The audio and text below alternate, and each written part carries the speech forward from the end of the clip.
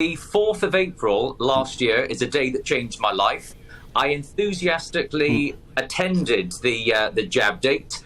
I arrived. They handed me this form a minute and a half before I had the jab. I sat down. They told me it was AstraZeneca, and I was slightly in shock because I wasn't expecting it. But they injected here. Within literally 3 minutes, I could feel like the buzzing and something going through my veins, my capillaries. I was in the car at this point being driven.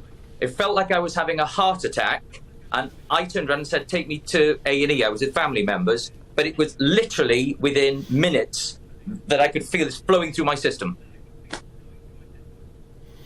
That's amazing. You actually have charted it from those first minutes all the way through to today. You were a fit guy.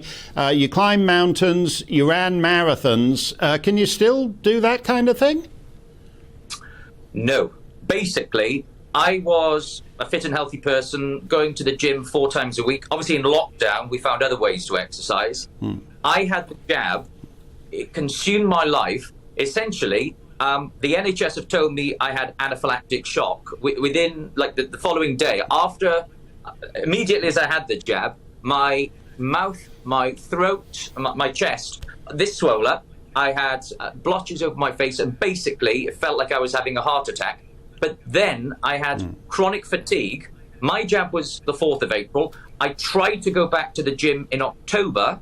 I sat on the exercise bike for 10 minutes and nearly fell off it, nearly passed out. And it was not until February this year that I was confident enough to go back to the gym and attempt an hour on the exercise bike. It wiped me out. And I had PV 4671, the same as Jules Sirkin, the same as Kim in Jersey, the same as Philippa Grace's mum in Cumbria, who's been diagnosed by the NHS with Guillain-Barré syndrome, GBS syndrome.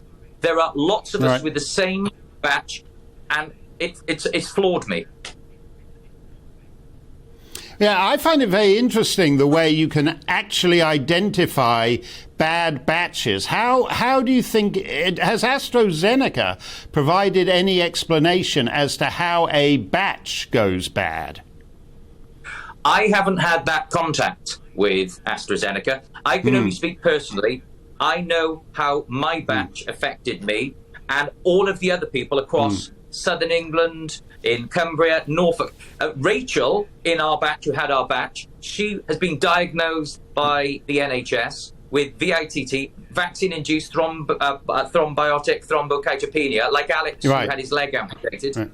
And basically, there is a pattern. I don't know why, but all I know is the fact is all of these people, genuine verified people who had the same batch as me, are suffering, and many of us have the same side effects.